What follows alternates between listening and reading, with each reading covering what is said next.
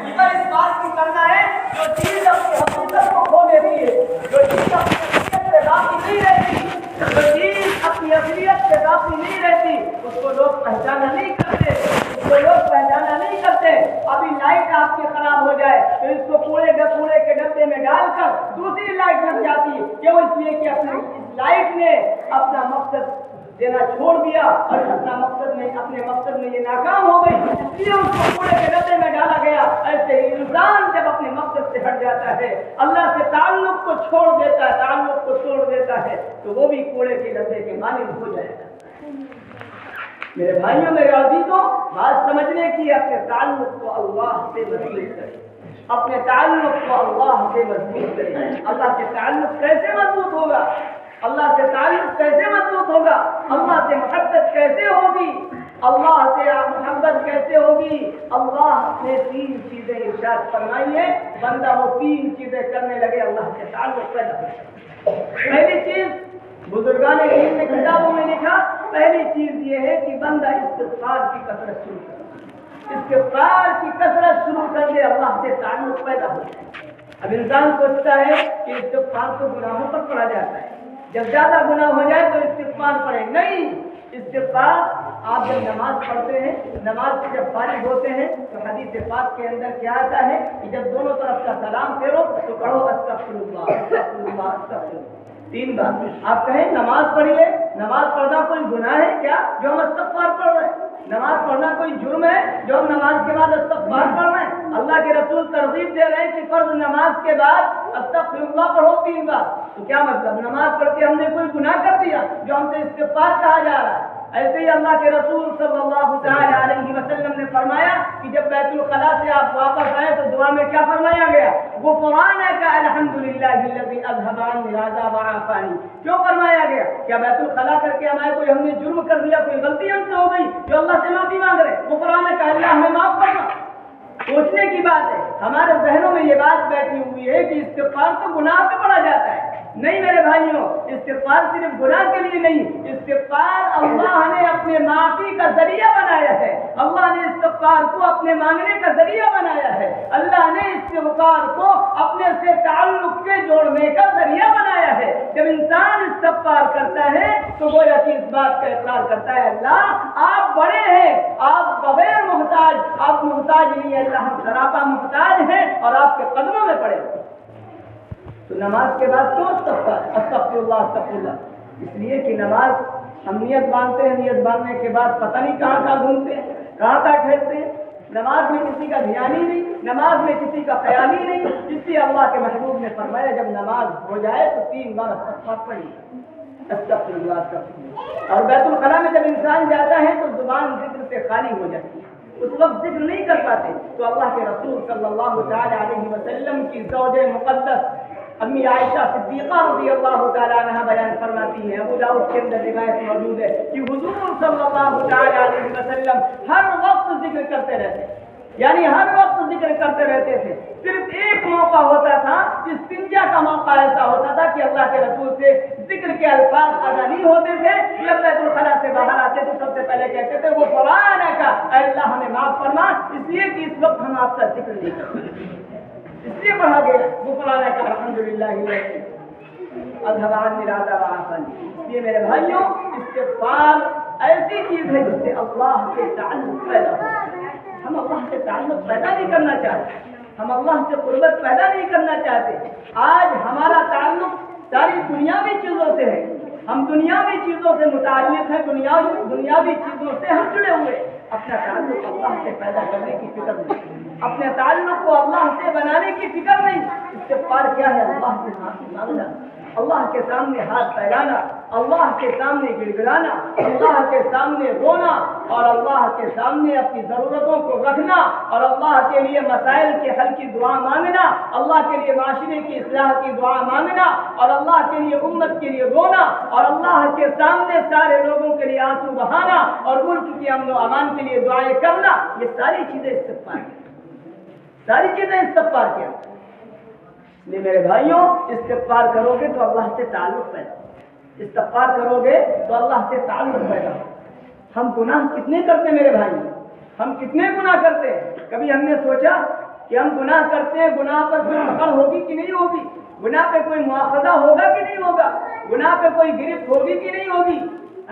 ساری چیزیں ہمارے سامنے ہونی چاہیے کہ ہم جو گناہ کرتے ہیں اس میں اللہ پکڑ فرمائے گا کہ نہیں فرمائے گا. جب اللہ کی پکڑ ضروری ہے، یقینی ہے، واجبی ہے، تو اس دن کے آنے سے پہلے اللہ سے توبہ کرنی چاہیے، اللہ سے معافی مانگ لی جائے، اللہ کو راضی کر لیا جائے، اللہ کو منا لیا جائے، اللہ کو خوش کر لیا جائے. صحابہ کرام رضوان اللہ تعالی علیہم اجمعین سے اگر کوئی گناہ ہو جاتا، کوئی غلط بات زبان سے نکل جاتی، کوئی غلط کام کر بیٹھتے، تو فوراً آ کر آقا مدنی تاجدار مدینہ جناب رسول اللہ صلی اللہ تعالی علیہ وسلم کی خدمت میں آ کے عرض کرتے کہ اے اللہ کے رسول، میں تو ہلاک ہو گیا، میں تو برباد ہو گیا، میں تو ہلاک ہو گیا، کیا ہو گیا تم سے، کیسے تم ہلاک ہو گئے؟ یا رسول اللہ یہ کام ہو گیا، یہ گناہ ہو گیا. آج تو گناہوں کو چھپاتے، چلو بندوں سے چھپایا اللہ نے، تم بندوں سے چھپاؤ، لیکن اللہ کے سامنے اس گناہ کا اظہار کرو، اللہ سے مانگو، اللہ سے گناہوں کی معافی مانگو. صحابہ کو پتا تھا اگر اس گناہ کے ساتھ ہم دنیا سے چلے گئے تو قبر میں بھی ہمیں نجات نہیں ملے گی، جہنم ہمارا ٹھکانہ بنے گا، اور حشر کی رسوائیوں سے بھی ہم نہیں بچ پائیں گے. لیکن ہمیں اس بات کی فکر ہمارے دلوں سے نکل گئی، اگر ہم اس گناہ کے ساتھ دنیا سے جائیں گے تو قبر میں ہمارے ساتھ کیا ہوگا، حشر میں ہمارے ساتھ کیا ہوگا، جہنم میں ہمارے ساتھ کیا ہوگا. یہ فکر صحابہ کو تھی، ہمیں نہیں ہے. اس فکر کو لینے کی ضرورت ہے، اس فکر کو اوڑھنے کی ضرورت ہے، اس فکر کو سمجھنے کی ضرورت ہے. استغفار اسی لیے رکھا گیا کہ انسان جب گناہ کرے، پہلی بات تو ایمان والے کی یہ شان ہی نہیں کہ ایمان والا گناہ کرے، اگر گناہ اس سے سرزد ہو جاتا ہے تو ایمان والا وہ نہیں ہوتا جو گناہ کو اپنے اوپر معافی رکھے، بلکہ ایمان والا وہ ہوتا ہے جو فوراً اللہ سے توبہ کرے، فوراً اللہ سے توبہ کرے. اور ایک قیمتی بات میں آپ کو بتاتا چلوں، اللہ کے خزانے میں ہر چیز ہے، اللہ کے خزانے میں کسی چیز کی کمی نہیں. ہم سے اچھی عبادت کرنے کے لیے اللہ کے فرشتے موجود ہیں، اللہ کے فرشتے، کوئی رکوع میں ہے، کوئی سجدے میں ہے، کوئی تشہد میں، یعنی ایسے معصوم فرشتے اللہ کی عبادت کے لیے بیٹھے ہوئے ہیں جن سے کبھی گناہ کا صدور بھی نہیں ہوا. صدور تو ہونا دور کی بات، ان کے دل پر گناہ کا خیال بھی نہیں گزرتا. ایسے معصوم فرشتے اللہ کی عبادت کے لیے بیٹھے ہوئے. لیکن ہاں، اللہ کے خزانے میں کسی چیز کی کمی نہیں، لیکن ایک چیز کی کمی ہے. اب آپ تعجب میں کس چیز کی اللہ کے خزانے میں کمی ہے؟ اللہ کے خزانے میں کسی چیز کی کمی نہیں، صرف ایک چیز کی کمی ہے، وہ چیز ہے تمہاری آنکھ کا نکلا ہوا آنسو. تمہاری آنکھ کا نکلا ہوا آنسو جو اللہ کے ڈر سے، اللہ کے خوف سے، اللہ کی خشیت سے نکل جائے، یہ اللہ کے یہاں اتنا قیمتی ہے، اتنا قیمتی ہے. کل قیامت کے دن اس آنسو کی برکت سے ہو سکتا ہے اللہ جہنم کی آنکھ کو بھی حل کر دے.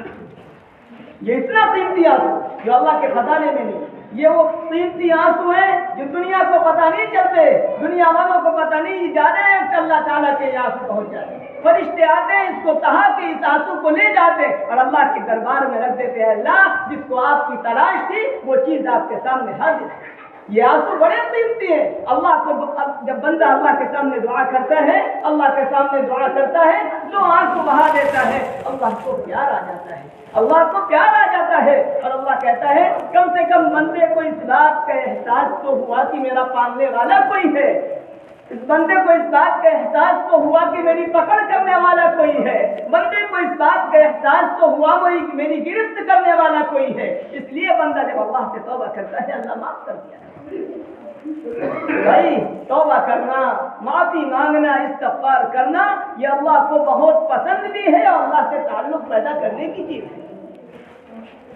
یہ توبہ کرو، اللہ سے معافی مانگو، استغفار کرو. اور یہ دور استغفار ہی کا ہے میرے بھائی، یہ دور استغفار کا ہے. جتنے استغفار کرو گے، جتنی اللہ سے توبہ کرو گے، اللہ سے معافی مانگو گے، اتنے ہی مسائل حل ہوں گے. ہم سوچے ہمارے مسئلے حل ہوتے رہے تو مسئلے یوں ہی نہیں حل ہوں گے. ہم اللہ کو چھوڑ کر غیر اللہ کی طرف بھاگیں، ہم اللہ کو چھوڑ کر غیروں کے سامنے اپنی بھیک مانگے، ہم اللہ کو چھوڑ کر غیروں کے سامنے جا کر اپنے ہاتھ کو پھیلائیں. تو یاد رکھو میرے بھائی، یاد رکھو میرے بھائی، جس طرح بارش کے سامنے ہاتھ پھیلانے والا بارش کے سامنے جب ہاتھ پھیلاتا ہے تو وہ بارش کا پانی اس کے منہ میں نہیں آیا کرتا، ایسے ہی غیروں کے سامنے ہاتھ پھیلانے والا غیر اس کی مرادوں کو پورا نہیں کر سکتا، مرادیں پوری کرنے والا تو اللہ ہے. یاد رکھو میرے بھائیوں، یاد رکھو، یہ قرآن کے اندر اللہ مثالیں دے رہا ہے. وأنزل من السماء ماء فسالت أودية بقدرها فاحتمل السيل زبدا رابيا. یہ قرآن کریم کے اللہ تعالیٰ مثال بیان کر رہا ہے کہ بارش کا طلبگار جب بارش کا طلب کرنے والا اپنے ہاتھوں کو پھیلاتا ہے تو بارش کا پانی اس کے منہ میں نہیں آتا, اس کے ہاتھ تک تو آ سکتا ہے. ایسے ہی غیروں کے سامنے ہاتھ پھیلانے والا, غیروں کے سامنے مرادیں مانگنے والا, اس کی مراد پوری نہیں ہو سکتی. مرادیں پوری کرنے کے لیے اللہ نے اپنی ذات کو رکھا ہے کہ اللہ سے مانگو, اللہ مرادیں پوری کرنے کے لیے بیٹھا ہوا ہے. میرے بھائیوں, میرے عزیزوں, توبہ کرو, استغفار کرو, ضرورت ہے وقت. اس بات کو سمجھو, اس بات کو سمجھو, دل میں بٹھاؤ اس بات کو. اگر اس حال میں ہم دنیا سے چلے گئے تو قبر میں کیا ہوگا؟ اس حال میں ہم دنیا سے گئے تو حشر میں کیا ہوگا؟ اس حال میں ہم دنیا سے گئے جہنم ہمارے لیے تیار ہوگی. محبوب رسول صلی اللہ تعالی علیہ وسلم جب تک اس دنیا میں رہے تو خود حدیث پاک کے اندر آتا ہے لا دائم الفکر لیست له راحہ. جب تک میرے محبوب اس دنیا میں رہے ہمیشہ فکر مند رہتے تھے, ہمیشہ فکر سوار رہتا تھا. کبھی کوئی راحت نہیں, کبھی کوئی چین و سکون نہیں. کیسی پریشانی تھی؟ کہ آپ کو مال کی پریشانی تھی, سلطنت کی پریشانی تھی؟ نہیں, اللہ نے فرما دیا تھا محبوب نبی اگر آپ کو مال چاہیے تو آپ پہاڑ کو حکم کریے, پہاڑ کو میں سونا بنا دوں. اے محبوب آپ کو جس چیز کی چاہت ہو آپ چاند کی طرف اشارہ کر دیں, چاند کے میں دو ٹکڑے کر کے رکھ دوں. آپ جس کی طرف کہہ دیں, جس طرف اشارہ کر دیں, اللہ فرما رہا ہے محبوب رسول میں وہ کام کر کے دکھا دوں گا. لیکن پھر بھی اللہ کے رسول کیوں پریشان ہے؟ پریشان اس لیے ہے کہیں ایسا نہ ہو قیامت کے دن میرا امتی جہنم میں چلا جائے. کیا ہمارے دل میں کبھی یہ بات آئی کہ اللہ کے رسول ہمارے لیے اتنا پریشان ہے؟ لاؤ ہم اللہ کے حکام کو پورا کریں, لاؤ حضور کی سنت کے مطابق چلیں. نکاح کا موقع آتا ہے, سب کو راضی کیا جائے گا, سب کو راضی کیا جائے گا, سب کو راضی کیا جائے گا. یہاں تک کہ گھر کے اندر جو نوکر ہوتا ہے, جو کام کرنے والا ہوتا ہے, اس کو بھی راضی کیا جائے گا. لیکن اگر راضی نہیں کیا جائے گا تو اللہ اور اللہ کے رسول کو راضی نہیں کیا.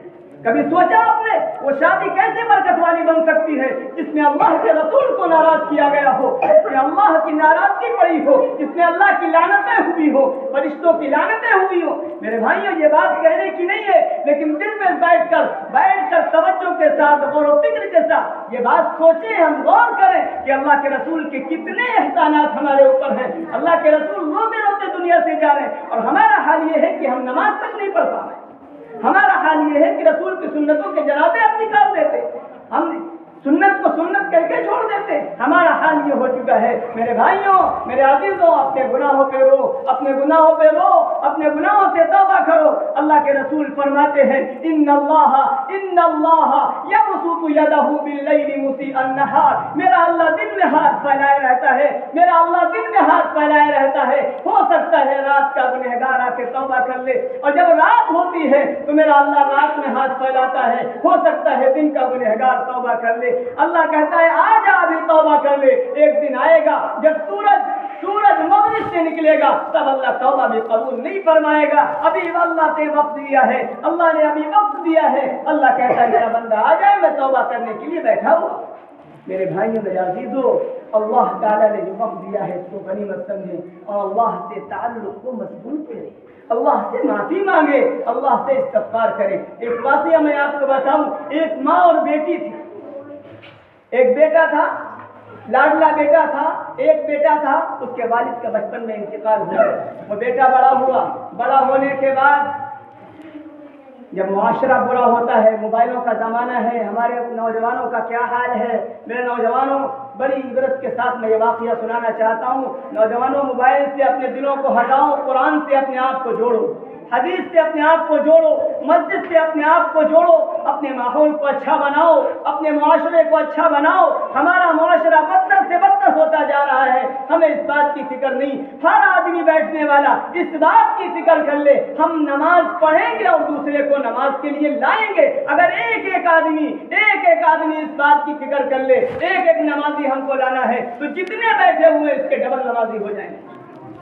لیکن کیا ہے, یہ فکریں نہیں, دنیا کے لیے فکریں ہیں ہماری, دنیا کے لیے ساری فکریں ہیں, دنیا کے لیے ساری محنتیں ہیں. اول تو ہم نماز پڑھتے نہیں, تو میرا بیٹا کیسے نماز پڑھے؟ جب ہم نہیں پڑھتے تو بیٹا بھی نہیں پڑھتا، بیوی بھی نہیں پڑھتی، پورا گھرانہ نہیں پڑھتا. ہم نماز پڑھیں تو دوسروں کو کہہ بھی سکتے ہیں، جب ہم ہی نماز سے گول ہیں تو دوسرے کو کیسے کہیں. ایسے ہی ایک بات ہی، اس کا ایک لڑکا تھا، ایک لوتا لڑکا تھا، انتقال ہو گیا اس کے باپ کا بچپن ہی میں. تو معاشرہ اچھا نہیں تھا، معاشرہ برا تھا. وہ لڑکا بڑا ہوا، بڑے ہونے کے بعد وہ خاتون جو اس کی ماں تھی بڑی نیک تھی، بڑی نیک خاتون تھی. حسن بصری رحمۃ اللہ علیہ کے زمانے کا واقعہ ہے، وہ ان سے بیعت بھی تھی، بڑی نیک خاتون تھی وہ. لیکن اس کا بیٹا شرابی کبابی سب ہو گیا، الٹے سیدھے کام کرنے لگا. معاشرہ اچھا نہیں ملا، ماحول اچھا نہیں ملا، برے ماحول کی وجہ سے وہ برا بن گیا. تو حسن بصری رحمۃ اللہ علیہ کے پاس ایک خاتون آئی، کہنے لگی حسن بصری رحمۃ اللہ علیہ سے کہ میرا بیٹا بیمار ہے، آپ دعا فرما دیں. میرا بیٹا بیمار ہے، آپ دعا فرما دیں. ہو سکتا ہے آپ کی دعا اللہ تعالیٰ سن لے اور میرے بیٹے کو صحت و تندرستی عطا ہو جائے. حسن بصری رحمۃ اللہ علیہ نے کہا ٹھیک ہے میں دعا کروں گا. پھر دوسری بار آئے تو بیٹا بہت زیادہ بیمار، بالکل لاغر اور کمزور ہو گیا، بالکل یہ سمجھ لیے چارپائی سے لگ گیا، بالکل موت کے قریب پہنچ گیا. وہ خاتون پھر آئی اور کہنے لگی حسن بصری رحمۃ اللہ علیہ سے میرے بیٹے کے لیے آپ دعا فرما دیں، وہ آخری وقت میں ہے، ہو سکتا ہے آپ کی دعا کی برکت سے اس کے ایمان پر اس کا خاتمہ ہو، ورنہ مجھے اندیشہ ہے کہیں ایسا نہ ہو اس کا کفر پر خاتمہ ہو. یہ دعا فرما دیں. حسن بصری رحمۃ اللہ علیہ نے کہا ہم دعا کر دیں گے. دونوں بار کہا دعا کر دیں گے، لیکن دعا کیا نہیں. ساری حالت بتائی اور بتانے کے بعد انہوں نے دعا نہیں کی اور واپس آ گئی. وہ خاتون جب دوبارہ واپس آئی تو روتی ہوئی واپس آئی. خاتون رو رہی ہے، کیوں لاڈلا بیٹا ہے، چہیتا بیٹا ہے، اکلوتا بیٹا ہے، دنیا سے جائے گا، کہیں بغیر ایمان کے چلا گیا تو جہنم میں جائے گا، بغیر ایمان کے چلا گیا تو قبر میں خراب ہو جائے گی، حشر میں بھی رسوائی ہوگی، اور محبوب رسول صلی اللہ تعالی علیہ وسلم کا یہ کیسے سامنا کرے گا. یہ ساری باتیں تھیں اور روتی ہوئی آئی.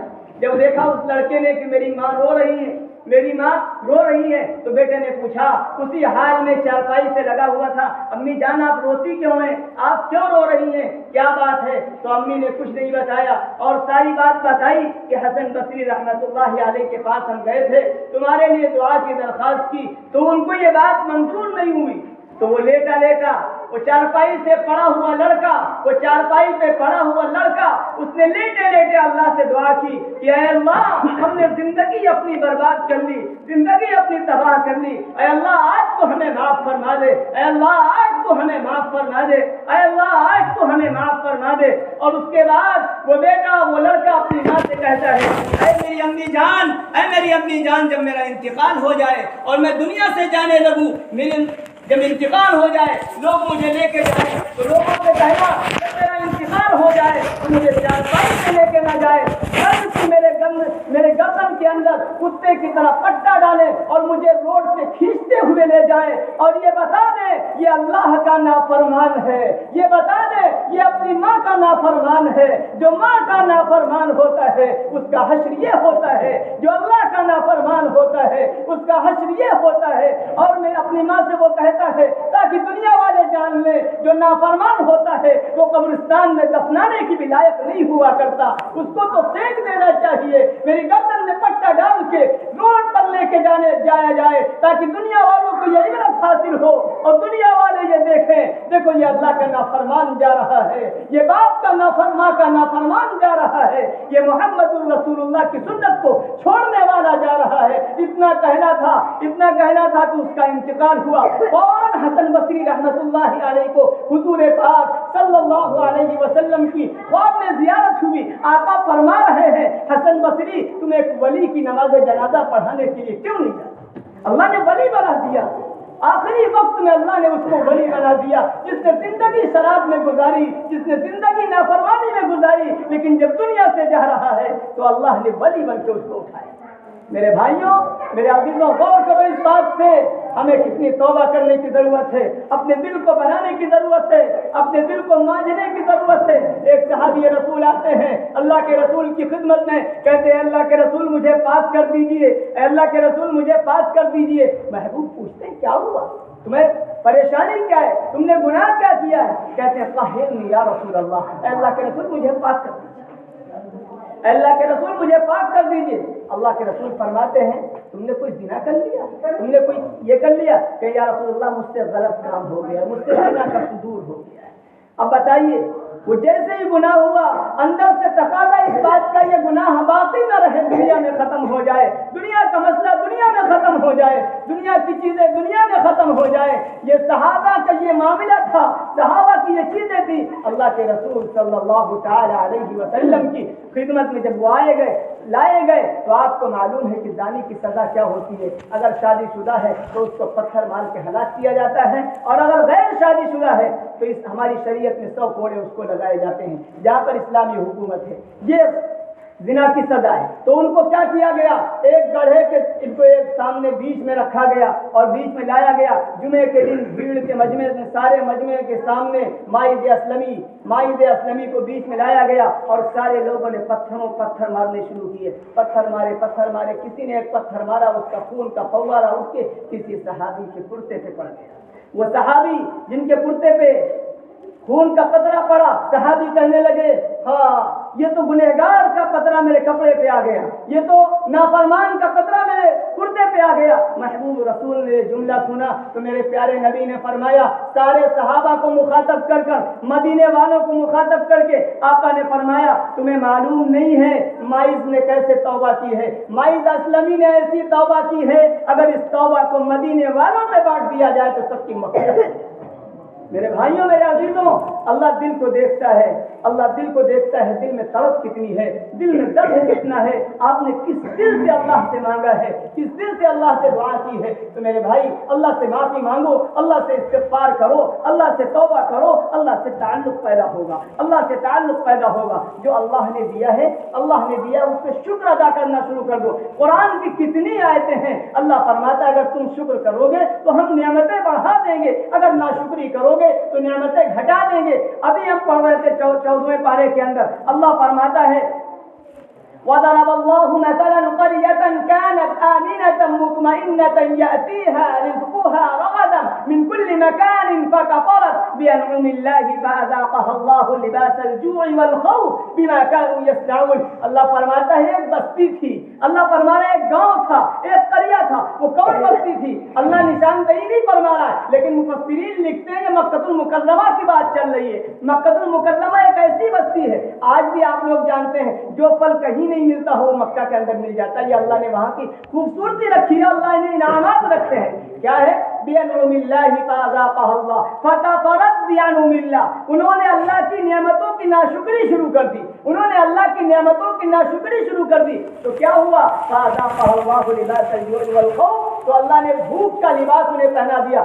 7 سال تک اللہ نے مکہ المکرمہ کے اندر قحط ڈال دیا، بھوکے مر رہے تھے لوگ۔ مفسرین نے تو یہاں تک لکھا ہے کہ قحط ساری کا عالم یہ تھا کہ مرے ہوئے کتے لوگ کھانے لگے، یہ بھوک کا عالم تھا۔ اس لیے میرے بھائی جو اللہ نے دیا اسی پہ شکر کرو، اللہ کی شکر گزاری کرو، نعمتوں میں اضافہ ہوگا۔ تیسری چیز ہے صابر بن جاؤ، جو اللہ نے دیا اس پہ قناعت کر لو، اس پہ صبر کر لو، جو پریشانیاں آئیں اللہ کے حوالے کرو، اللہ سے مانگو اے اللہ یہ بھی آپ کی نعمت ہے، اس نعمت کو لے کر صحت کی نعمت دے دیجیے، اللہ یہ بھی آپ کی عطا ہے، اس کو لے کر اس سے بہتر عطیہ دے دیجیے۔ دیکھیے کوئی بھی مصیبت کوئی بھی پریشانی اگر اللہ کی طرف سے آتی ہے اس کو مصیبت نہ سمجھے، وہ آپ کے گناہوں کا کفارہ بن جایا کرتی ہے، وہ آپ کے گناہوں کے چھپنے کا ذریعہ بن جاتی ہے، آپ کے لیے نجات کا ذریعہ بن سکتی ہے۔ اس لیے آپ 3 چیزیں آج سے عزم کر لیں انشاءاللہ۔ پہلی چیز توبہ استغفار شروع کر دیں اور آپ شاکر بن جائیں، جو اللہ نے نعمتیں دی اللہ کا شکر ادا کریں، اور تیسری چیز آپ صابر بن جائیں،